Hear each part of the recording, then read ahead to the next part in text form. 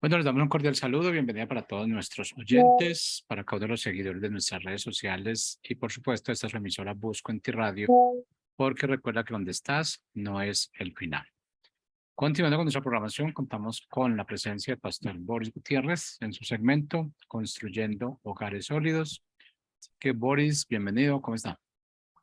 Muchas gracias, querido Jorge. Un buen tiempo de receso, creo, así podemos llamar, donde me imagino un tiempo de evaluar también me imagino, contigo, en tu persona, con tu programa, con la visión que Dios te ha dado, la reunión que tuvimos con todos los que hacen Radio Busco en Ti, y ahora el retornar otra vez a los hogares que amablemente nos abren sus puertas. Es una bendición volver a estar el 2023. Muchas gracias por la apertura para el programa, Jorge. Entonces, aquí estamos. Hablaremos sobre la afán y la ansiedad, un tema que muchos meses ya lo tengo ahí. Y bueno, ahí vamos. Entonces, a ver cómo nos va. Yo espero que bien. Muy bien, vamos a avanzar con nuestro tema.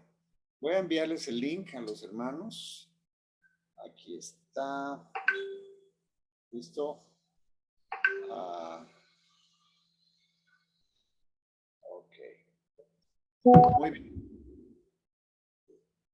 Estamos en Lucas 10, 38 al 42. Vamos a tomar ese pasaje que todos ya lo conocemos, que de alguna manera lo sabemos, pero Dios ha estado hablando algunas otras cosas más ahí.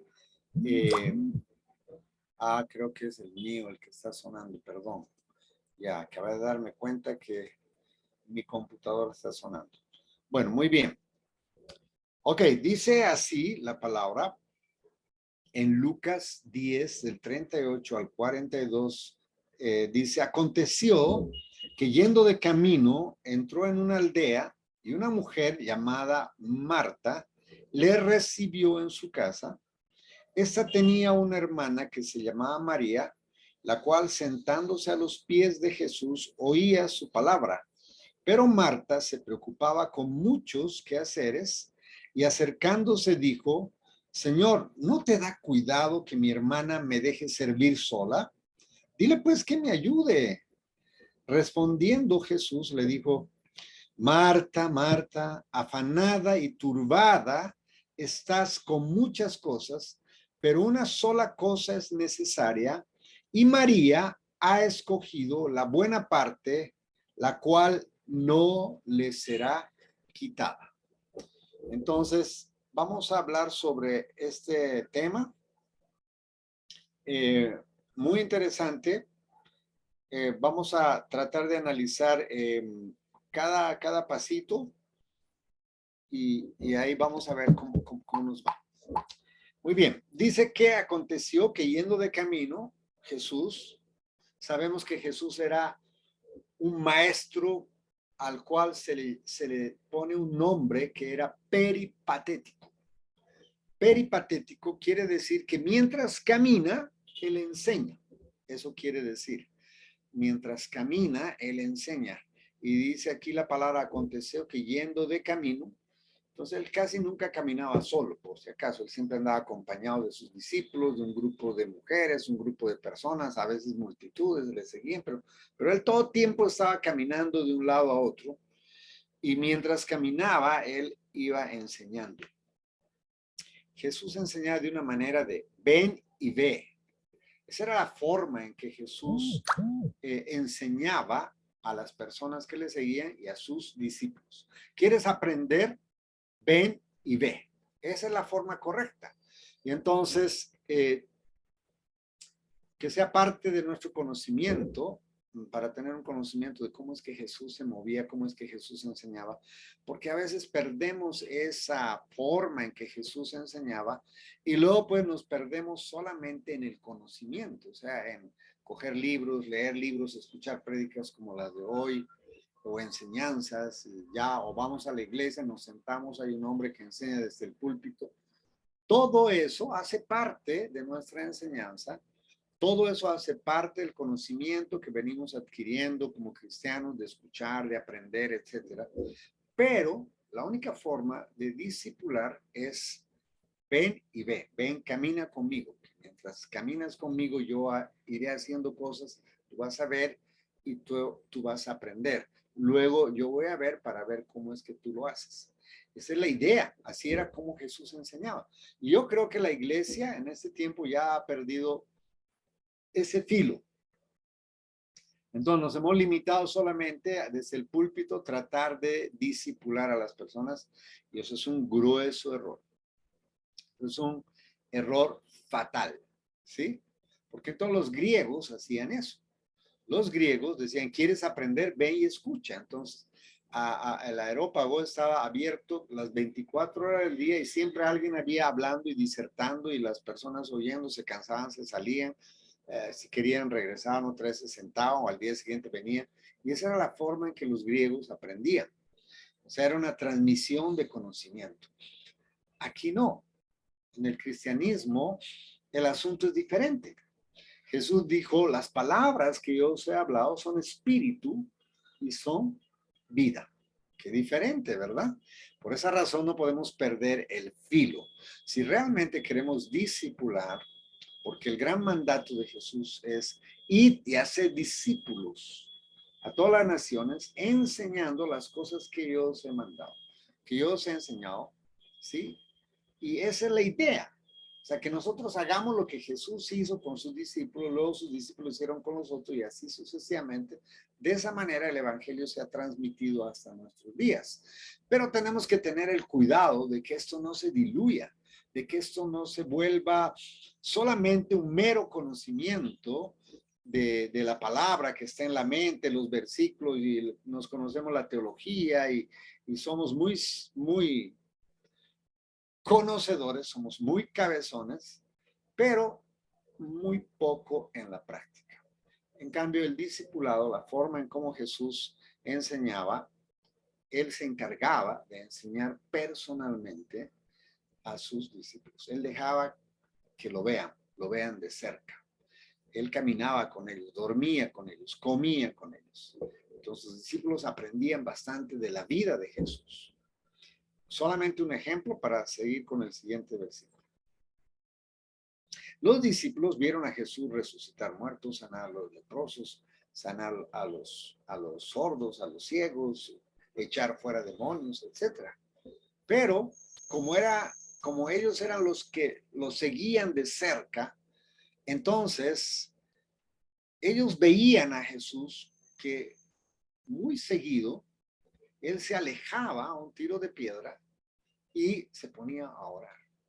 Entonces ellos se dan cuenta que cuando Jesús regresaba ya venía con una misión. Decía, bueno, ahora tenemos que hacer esto. Y bueno, entonces decía, pucha, el secreto de Jesús está en la oración. Entonces los discípulos no le pidieron a Jesús, enséñanos a echar fuera demonios. ¿Cómo es que haces para orar y que los enfermos se sanen? No.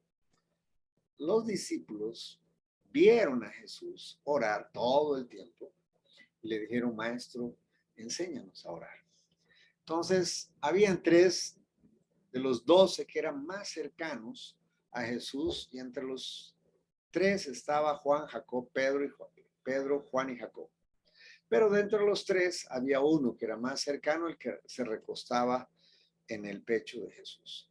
Espero que nosotros seamos mínimo de los 3 y máximo aquel que se recuesta en el pecho de Jesús. Porque ahora nos vamos a dar cuenta que esta parte no nos será quitada. ¿Ya? Muy bien. Entonces dice una mujer llamada Marta, le recibió en su casa. O sea que Jesús, mientras iba caminando, acuérdense que él acostumbraba a entrar a las casas de las personas,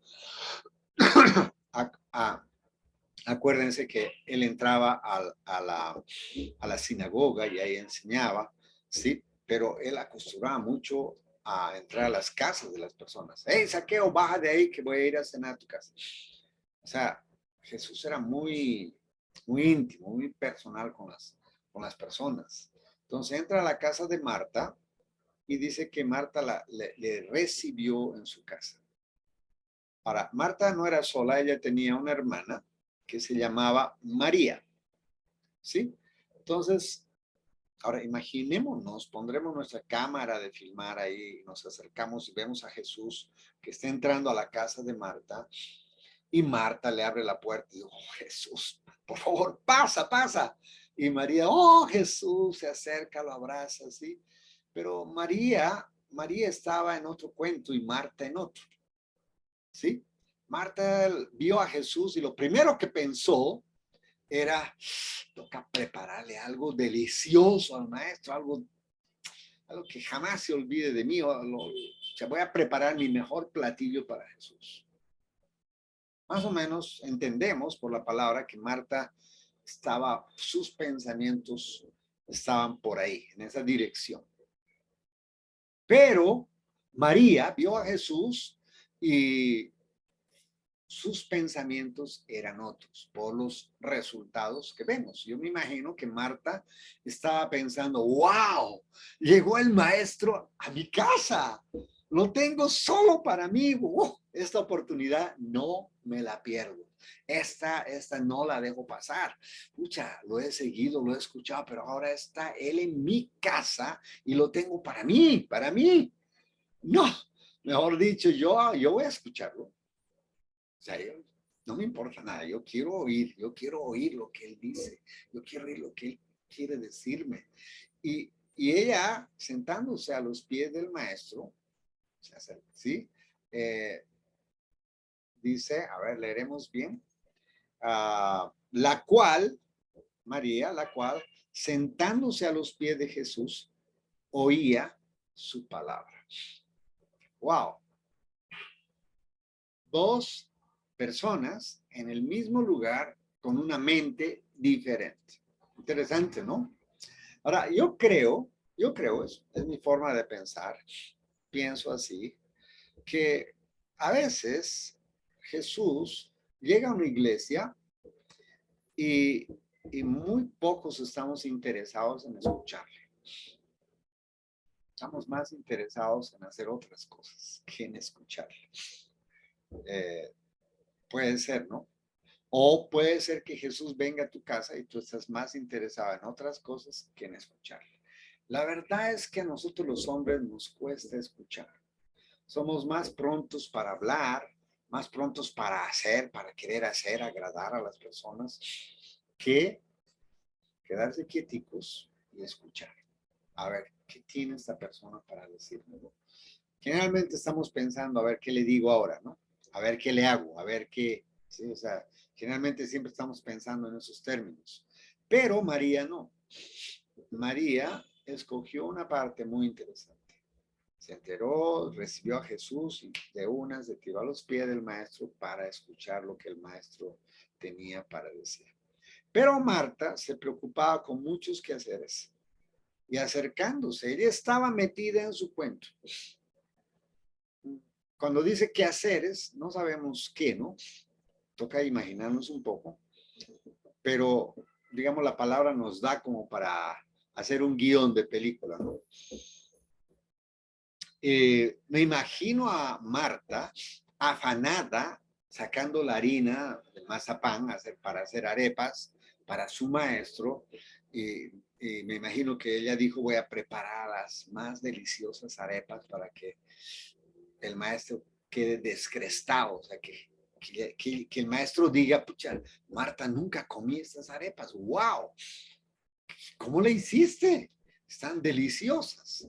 Yo me imagino a Marta imaginándose ella sacando el pecho cuando el maestro le diga que su comida está rica. Y voy a preparar el chocolate más exquisito que jamás Jesús se haya tomado, ¿no? Y ahí batiendo el chocolate y amasando las arepas y calentando el asadón para meter ahí la arepa y pues ahí estaba afanada, muchos quehaceres, ahí estaba, en su cuento. Ella, quiero que pongan atención a lo que voy a decir. Ella estaba convencida en su corazón que lo que estaba haciendo definitivamente era de Dios. Definitivo. O sea, ella ni siquiera se estaba imaginando que lo que estaba haciendo estaba mal. Quiero que piensen en eso, porque esa es la parte clave del asunto, que a veces dejamos pasar por alto esas cosas, nos centramos en otras que también son importantes, pero en esta ocasión vamos a centrar nuestra atención en la actitud de Marta, porque creo que aquí la idea es que nosotros tratemos de pensar en términos de Marta o nos identifiquemos. A ver, ¿cómo es que yo me parezco a Marta? Porque si te pareces a María, pues felicidades. Esta enseñanza prácticamente no es para ti. De pronto tú deberías enseñarnos a nosotros, ¿sí? Porque creo que la actitud de Marta es la que debiera llamarnos la atención por un momento. Porque ella estaba convencida de que lo que estaba haciendo estaba bien, estaba tan convencida que se atrevió, a eso quiero que pongamos atención, se atrevió a llamarle la atención a Jesús. ¡Wow! ¡Qué atrevida! Dice, pero Marta se preocupaba con muchos quehaceres y acercándose dijo, Señor, ahora, eh, miren, créanme, esto es un helado caliente, ¿ya? Helado caliente, pero la verdad es que la iglesia, la mayoría de nosotros vivimos en esta dicotomía. Decimos Señor, que Señor quiere decir literalmente, amo, dueño de mi vida, tú eres el Kyrios, eres el Señor de mi vida, y luego me atrevo a decir, ¿por qué no haces esto? ¿Cómo así? Si Él es tu Señor, Él no tiene por qué recibir órdenes de ti. Él es el Señor, Él es el Kyrios, Él es el dueño, el amo de tu vida. Él es el jefe, Él es el preeminente, Él es el rey del universo. Él está sentado a la diestra del Padre a Jesús se le ha dado toda autoridad de todas las cosas que se nombran en los cielos y en la tierra y debajo de la tierra y dominio y potestad y todo ha sido sometido bajo sus pies. Él es el Señor para que toda lengua confiese, dice la palabra, que Jesús es el Señor. O sea, ¿qué se entiende ahí en ese pasaje que está en Filipenses? Se entiende que Dios exaltó a Jesús hasta lo sumo y le dio un nombre que es sobre todo nombre para que en el nombre de Jesús se doble toda rodilla y toda lengua confiese que Jesucristo es el Señor. Y en esa época ellos entendían muy bien la palabra Señor, o sea, no había ninguna duda. Probablemente ahora, en esta época, la palabra Señor no tiene sentido para nosotros, pero para ellos, en la época en que ellos vivían, en la época que Marta vivió, para ellos la palabra Señor sí tenía sentido. Ellos entendían muy bien la palabra Kyrios en el griego. Kyrios. Ellos sabían que había un Kyrios y el Kyrios era César, ¿sí? El emperador, el rey, el dios prácticamente para la mayoría de los romanos. Era un dios, era considerado un dios. Entonces, cuando los cristianos empezaron a levantarse y a decir, Jesús ahora es el Señor, obviamente ahí se declaró una guerra contra los cristianos, una persecución a los cristianos para acabar con los cristianos porque ellos no están dispuestos a reconocer que César era el Kyrios, sino que ahora ellos decían Jesús es el Kyrios. Entonces, cuando dos personas se encontraban en esa época, ellos se saludaban Jesús, César es el Kyrios. Se saludaban de esa manera. Y el otro le contestaba, sí, César es el Kyrios, Señor. Y pues, ¿quién le mandaba a él? No, él era el amo, era el que decidía por la vida de los demás. Él era el que da las órdenes, los demás eran los que obedecían. Ese era el contexto de la palabra Señor. Entonces, un día, un soldado romano se cruza con otro ciudadano y le dice, César es el Señor. Y el ciudadano le contesta, hasta hace 5 minutos era. Pero a partir de ese momento que tuve un encuentro personal con Jesús, ahora Él es mi Señor. Jesucristo es mi Señor. No, pues. El soldado va corriendo donde el César le dice, César, ahora sí la cosa está grave. Porque hay algunos tipos que andan caminando y que son cristianos y están diciendo que Jesús es el Señor. Entonces, César decía, no, tráiganmelos aquí, vamos a hacerles ver quién es el que manda aquí, quién es el Señor. Y los traían, y los ponían a los pies del César. Y él les preguntaba y les decía, ¿quién es el César? ¿Quién es el Quirios? Y los cristianos respondían, Jesús es el Señor. Ah, muy bien. Pues los vamos a meter al circo para que los leones se los coman. Los vamos a alquitranar y vamos a iluminar las calles con sus cuerpos. Y decía, está bien, no hay ningún problema, puedes hacerlo. O sea, si vivo o muero, soy del Señor. No hay ningún problema. Puedes hacer lo que quieras, pero Jesús seguirá siendo mi Señor. Wow. Entonces, en ese contexto, quiero que entiendan la dicotomía de Marta. Marta entendía que Jesús era su Señor y se acerca y le dice, Señor, ¿no te da cuidado que mi hermana me deje servir sola?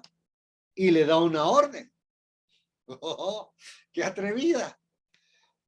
Pero la iglesia es así, créanme, escuchen las oraciones de los cristianos y se van a dar cuenta cuántas órdenes les damos a Jesús, cuántas sugerencias le damos a Dios de cómo es que debe Él hacer las cosas, cómo es que Él debe proceder y que lo oiga nuestra oración y obedezca, cuidado, ¿sí? Entonces le dice, pues, dile pues que me ayude. Vamos a tratar de ponerle la entonación que Marta podría haber usado. Pero Marta, dice, se preocupaba con muchos quehaceres y acercándose dijo, Señor,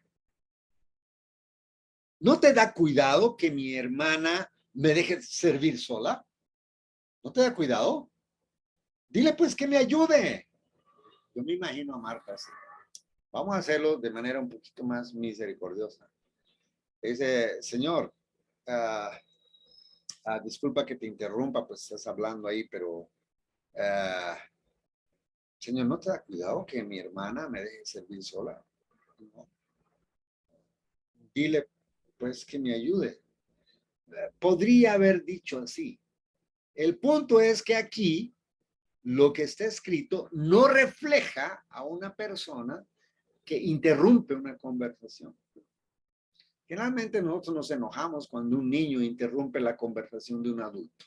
Y le decimos, no interrumpas. Cuando dos adultos están hablando, no interrumpas, espera hasta que se te dé la oportunidad de hablar. Pero a Marta no le importó eso. Se acercó y de una interrumpió y le dijo, Señor, ¿no te da cuidado? Pues dile. Y le da una orden. Wow.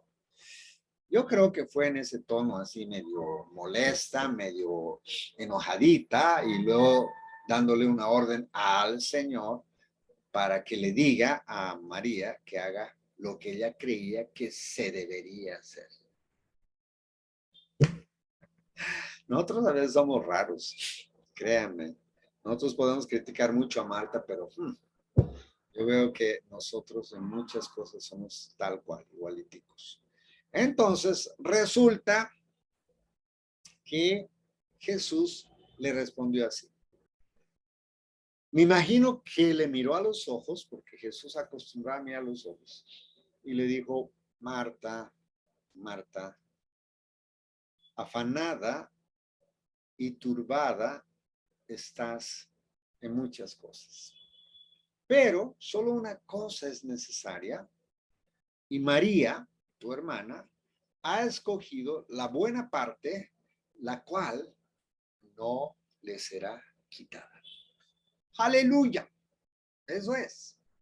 Eso es, amados, eso es lo que tanto nos cuesta a nosotros como cristianos. Sentarnos a los pies del Maestro, escuchar su voz, oír su voz y luego obedecer, oír sus órdenes, sus instrucciones, ponernos de pie y luego hacer lo que nos mandó a hacer. Aprender, oír con atención, ponerle atención a lo que nos dice. Ahora, recuerden que que en la costumbre judía, cuando se repite 2 veces la misma palabra, es que está queriendo decir, hey, párale bolas a esto, pon atención a lo que te voy a decir. Marta, Marta, 2 veces. Esa es una costumbre que los judíos tenían cuando decían, el que tiene oídos para oír, oiga.